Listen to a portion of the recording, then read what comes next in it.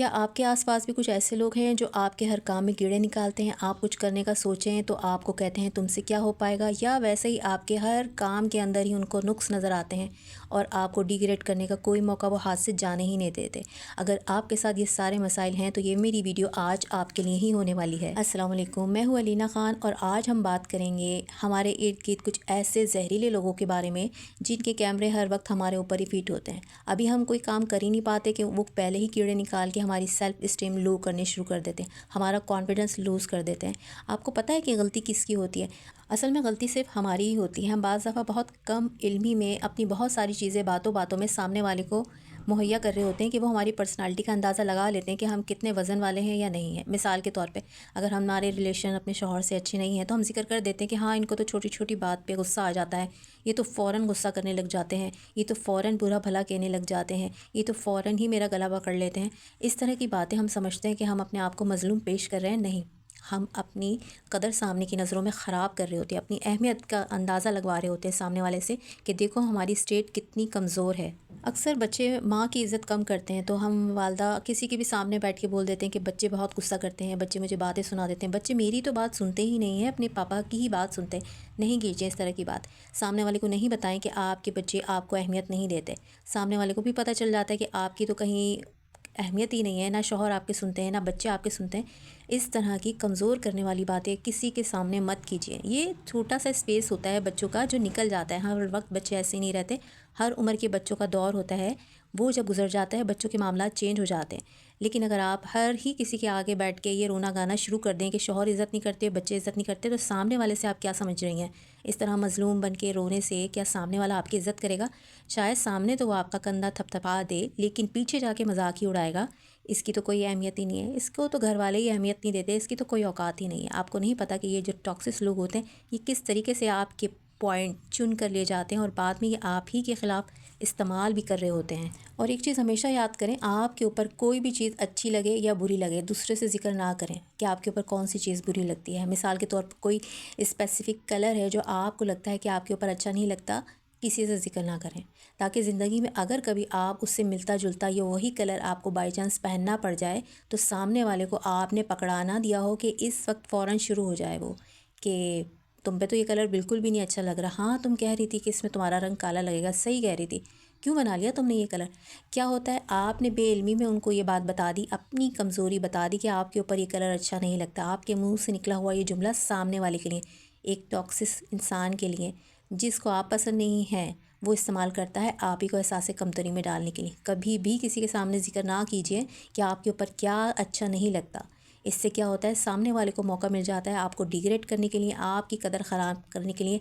आपकी self esteem इससे लो हो जाती है क्योंकि लोग रिमार्क्स कर रहे होते हैं कि हाँ वाकई तुम्हारे ऊपर तो ये कलर बिल्कुल भी अच्छा नहीं लग रहा। साथ में थोड़ा सा मैं आपको व्लॉग की तरफ बताती चलूँ, ये चिकन बोनलेस में अपने पास फ्रिज में ज़रूर बना के रखती हूँ। बहुत आसानी से बन जाती है सब चीज़ें डाल के, और मैं इसको पका के ना फ्रीज़र कर लेती हूँ। ये बहुत सारी चीज़ों में इस्तेमाल हो जाती है। अच्छा, ये लाइट देख रहे हैं आप, ये देखिए हमारी शूटिंग के साथ साथ जब हम वीडियो शूट कर रहे होते हैं तो हम कितनी सारी चीज़ों को यूज़ कर रहे होते हैं कि लाइटिंग ठीक हो।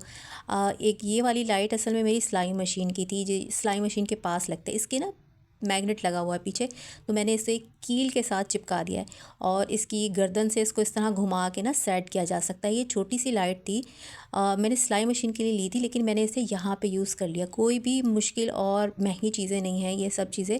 ये शायद 700 रुपये तक की आई थी, मैंने दराज ऐप से मंगवाई थी, लेकिन ये 1 साल पुरानी है।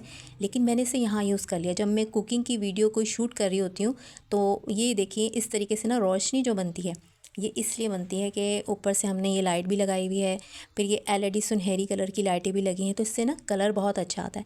बस ये कि आप जब कोई काम करेंगे तो आपको ना लागत लगानी पड़ती है। चिकन को मैंने दही, लहसुन, अदरक, तंदूरी मसाले के साथ और नींबू के रस के साथ मैंने मैरिनेट करा 2 घंटे के लिए। अब मैंने इसे हल्की आंच पे रख दिया, तो इस तरीके से ये दम के ऊपर गल जाएगी और फिर मैं इसे फ्रीज़र कर लूँगी। और मैं इसे सैंडविच में भी इस्तेमाल करती हूँ, इसको मैं रोल पराठे में भी इस्तेमाल कर लेती हूँ। काफ़ी सारी चीज़ों के अंदर ये बोनलेस अगर मेरे पास रखी हुई हो तो बहुत अच्छे से बहुत सारी चीज़ों के अंदर झटपट तैयार हो जाती है। मैं मैक्रोनी में भी इसे यूज़ कर लेती हूँ, स्पैगेटी में भी डाल लेती हूँ। कभी किसी टॉक्सिक इंसान को ये पता नहीं चलना चाहिए कि आपको क्या अच्छा पकाना नहीं आता। इससे क्या होता है, अगर वो चीज़ आपने कभी ज़िंदगी में उनके सामने पका के रखी, किसी दावत में किसी भी वजह से उनको आपको भेजना पड़ गई या आपने घर पे पका ली, वो साहब आपके साथ घर पे ही मौजूद होते हैं तो आपने जब भी पकाई वो आपको उस चीज़ के ऊपर टारगेट करना शुरू कर देते हैं, हाँ भाई तुम्हें तो बिल्कुल नहीं आती ये चीज़ पकाना, सही कह रही थी तुम, ये चीज़ तुम्हें आती नहीं है।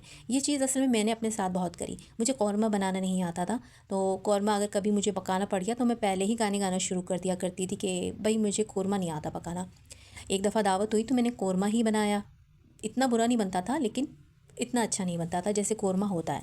अब दावत में तो मैंने रख दिया, बाई चांस उस दिन बहुत ही अच्छा दानेदार कौरमा बना वाकई में। लेकिन चूँकि मैंने सामने वालों को बता दिया था, उन्होंने खाते ही बस शुरू कर दिया, हाँ तुम सही कह रही थी, बिल्कुल कौरमा तो तुमने मीठा कर दिया, तुमने दाना ही नहीं बनने दिया कौरमे का, तुमने धनिया ज़्यादा डाल दिया, तुमने प्याज सही से ब्राउन नहीं किए। यानी कि वो चीज़ें उसमें मौजूद नहीं थी, लेकिन चूँकि मैंने पहले ही गाना शुरू कर दिया था तो वो मेरे ही अगेंस्ट आना शुरू हो गया। मेरा दिल बहुत दुखा। उस सबक मुझे हासिल हुआ कि इंसान को जो चीज़ नहीं आ रही ना करना, नहीं बताए किसी को भी।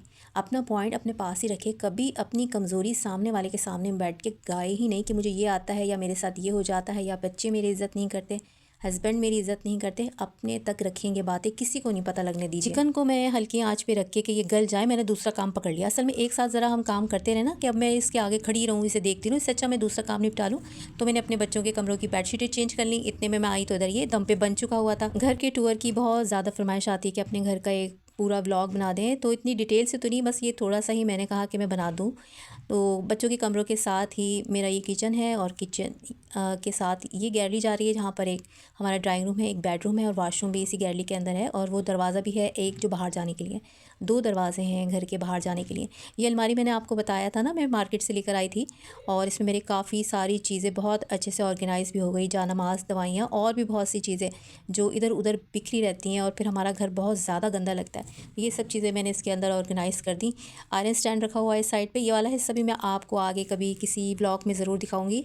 आस-पास वाले लोगों से अगर आपको अपनी इज़्ज़त करवानी है तो हमेशा अपनी ज़बान को बंद रखना है। आपको अपने ख़िलाफ़ कोई ऐसी बात नहीं करनी कि सामने वाले को कोई पॉइंट मिल जाए जिससे वो आपको डिग्रेड कर सके और आपकी सेल्फ़ इस्टीम डाउन कर सके। असल में हम लोग ही होते हैं जो बैठ के, अगर कोई सामने बैठे तो अब बेसोचे समझे ऐसी बातें कह जाते हैं कि हमें अंदाज़ा नहीं होता कि हम अपने घर की बहुत पर्सनल, अपने आस-पास अपने रिलेशन की बहुत पर्सनल इन्फॉर्मेशन हम दूसरों को दे रहे होते हैं। ये बहुत ही एक गड़बड़ वाली बात होती है, और इसी को लेके हम अपनी कदर भी कम करवाते हैं और इज़्ज़त दूसरों की नज़रों में सिफ़र कर देते हैं। सबसे ज़्यादा करीबी रिश्ता चोली दामन का आप कह लें होता है अगर, तो वो देवरानी और जेठानी का होता है। ये सारी दुनिया से बातें छुपा सकती हैं, लेकिन इनकी राज, इन लोगों के अपने राज इनके सामने खुल जाते हैं। ये सारी दुनिया से ज़बानें बंद कर सकती हैं, लेकिन आपस में इनके बहुत सारी चीज़ें ये एक दूसरे से शेयर करती, क्योंकि इनका सुबह शाम का ताल्लुक़ होता है, 24 घंटे इनका आमना सामना होता है। बहुत मोहतात रही हैं।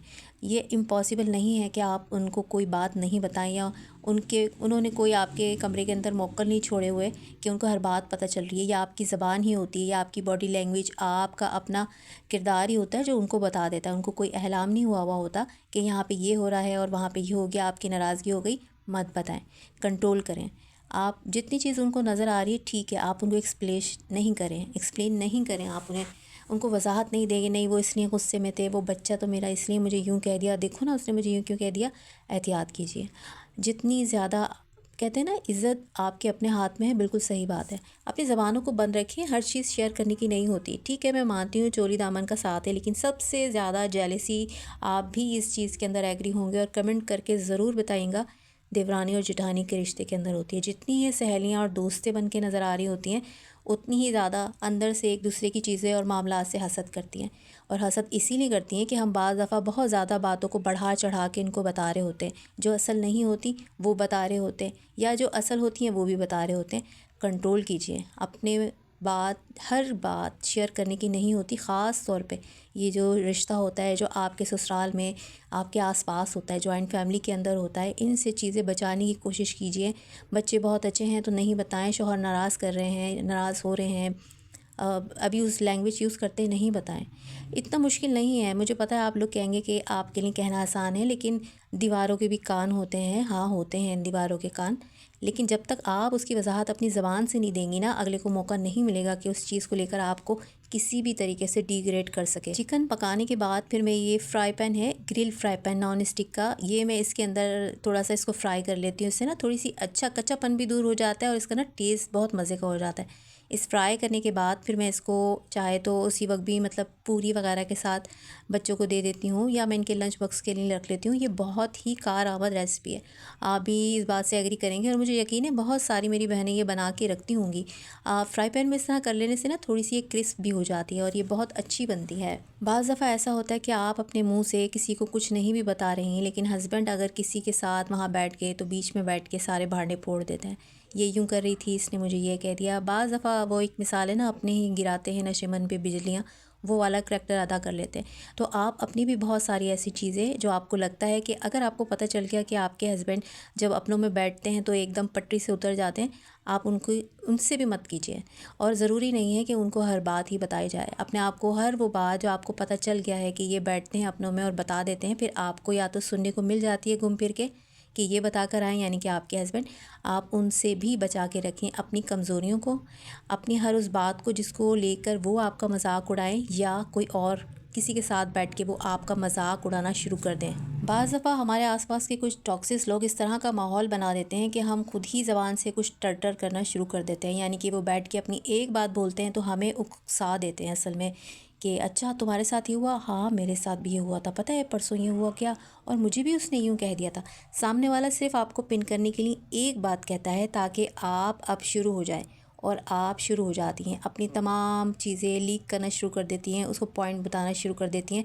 मोहतात हो जाए। आपकी अपनी इज़्ज़त आपके अपने हाथ में है, और आपको इज़्ज़त मिलेगी जब आप अपनी ज़बान बंद रखेंगी। जॉइंट फैमिली में रहने वाली बहुत सारी बहनें बेकदरी का शिकार असल में अपनी ही बेवकूफ़ियों की वजह से होती है, लेकिन इल्ज़ाम हमेशा दूसरों को ही मिल रहा होता है। लेकिन हम ही अपनी बातें दूसरे लोगों को बता के अपना पॉइंट दूसरों को दे देते हैं कि ये लीजिए। जब भी आपको हमें हर्ट करना हो, टॉर्चर करना हो, तो यही चीज़ें हमारे ऊपर दे मारना शुरू कर दीजिए, हम हर्ट होना शुरू हो जाएंगे। समझदारी इख्तियार कीजिए, थोड़ा सा मेच्योर हो जाएं। हर सामने बैठने वाला आपका हमदर्द नहीं होता, दुनिया ऐसी नहीं है क्या हर कोई आपका हमदर्द हो। लोग मज़े लेते हैं, आपका वीक पॉइंट पकड़ते हैं, आप किस चीज़ से अपने आप को डिग्रेड समझती हैं, वो सब चीज़ें अपने नोटबुक में जमा करने के बाद आप ही को वापस करते हैं पर्ची बना के कि ये तुमने ही तो बताया था कि ऐसी हो। अपने ज़बान को जितना कंट्रोल कर सकती हैं, अपने दिल की बातों को अपने पास राज रखें। जब तक आप अपना राज खुद नहीं रख सकती तो कैसे यकीन कर लेंगी, कैसे मान सकती हैं कि सामने वाला आपकी चीज़ों को राज रखेगा। वीडियो पसंद आए तो वीडियो को लाइक और मेरे चैनल को सब्सक्राइब करते जाइए, और ये मेरी वीडियो ज़रूर किसी ऐसी बहन को शेयर कर दीजिए जो जॉइंट फैमिली में अपनी नाकदरी का रोती रहती है। और आप मुझे कमेंट बॉक्स में ज़रूर बताएं कि क्या हमारी ही वजह से सामने वाला हमारी बेकदरी नहीं करता क्योंकि हम मुंह से उसे बता देते हैं। और मेरी रेसिपी कैसे लगी और घर का छोटा सा टूर आपको कैसा लगा, कमेंट बॉक्स में ज़रूर बताएं। जज़ाकल्लाह।